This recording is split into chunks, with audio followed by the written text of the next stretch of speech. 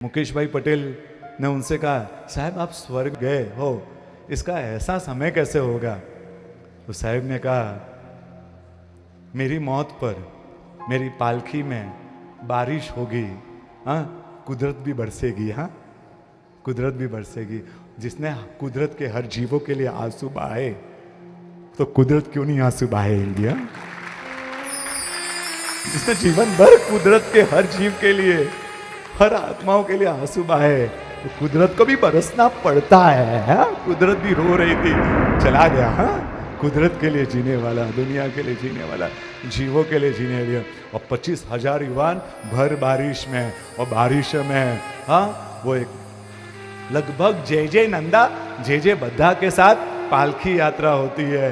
लेकिन ये गुरु माँ थे, हाँ, इनकी पालकी यात्रा के नाद भी, उद्घोष भी अलग थे। देखो देखो कौन आया, पालकी में कौन है, पालकी में कौन है, जिनशासन का शेर कौन, जिनशासन का शेर कौन?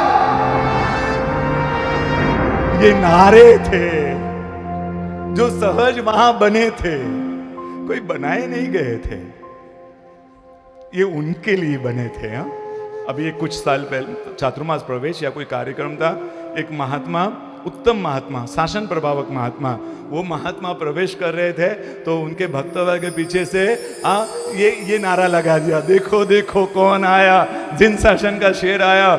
ट्रस्टी लोग आ गए, नहीं ये नारा नहीं, हाँ ये नारा तो सिर्फ गुरु माँ के लिए, गुरु माँ के लिए। और वो उत्तम महात्मा ने, उन्होंने भी संघ के भक्तों को, युवानों को हाथ जोड़ा, नहीं ये तो सिर्फ गुरु माँ के लिए, हाँ ये तो गुरु माँ के लिए। जिन शासन का शेर आया वो सिर्फ गुरु माँ के लिए। और उद्घोषणा के साथ पालकी आगे बढ़ रही है, लोग हुजूम जा रहा है, हाँ बस पड़ा पड़ी हो रही है। इस संघ वाले बोलते नहीं हमें भी दर्शन देना है, वो संघ नहीं जाए, वहां जा रहे तो वो रास्ते में सो रहे, गुरु माँ तो आएंगे। सवेरे 9:30 की पालकी, हाँ दोपहर को 2 बज गए, 3 बज गए, लेकिन अपने गंतव्य स्थान पर नहीं पहुंच रही है। और उस पालकी में से एक बहन दर्शन किए, फिर उसको ध्यान में मेरा बच्चा रह गया, वो अंदर गई और बच्चे को लेकर भागी कि उसको भी अंतिम दर्शन करवा दो मेरे बच्चे को। वो गोदी में लेकर भाग रही है, लेकिन पालकी आगे जा रही है, रास्ता नहीं मिल रहा है।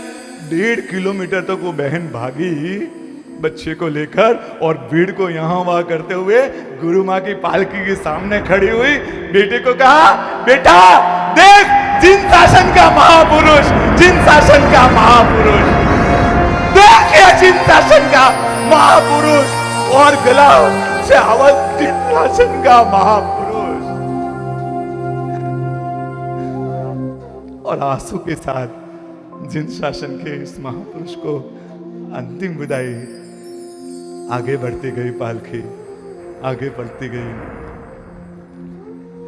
तपोवन का वो स्थान, बरसात इतनी की पूरा कीचड़ भर गया था, लोगों को कोई पड़ी नहीं थे।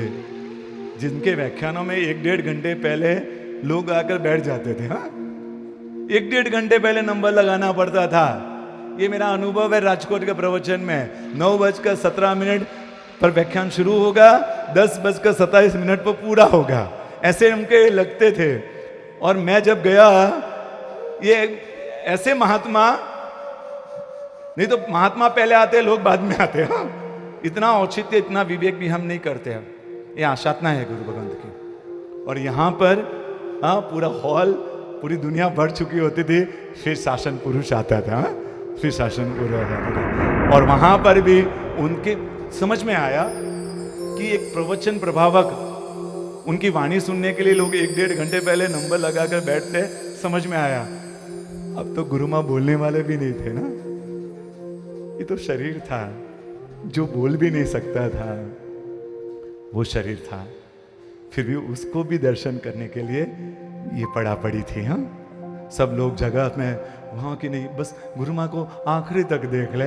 वापस कौन सा ऐसा युग पुरुष आएगा इस दुनिया में जो शासन के लिए इस हद तक जिएगा, उस हद तक अपनी दुनिया बनाएगा, अंतिम दर्शन कर ले शासन पुरुष के। और सब उस तरह से चढ़ावे शुरू हुए। तपोवन के ही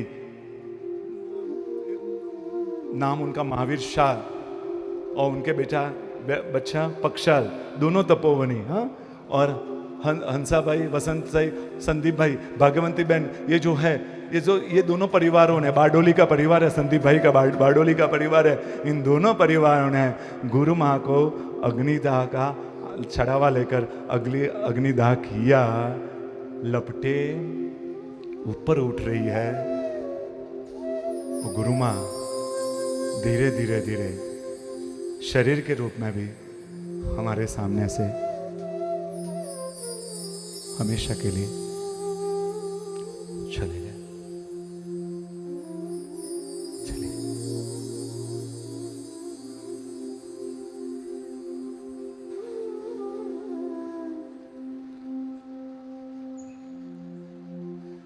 एक खोट उनकी हमेशा रहेगी, एक रिक्त स्थान जो कभी भरा नहीं जाएगा।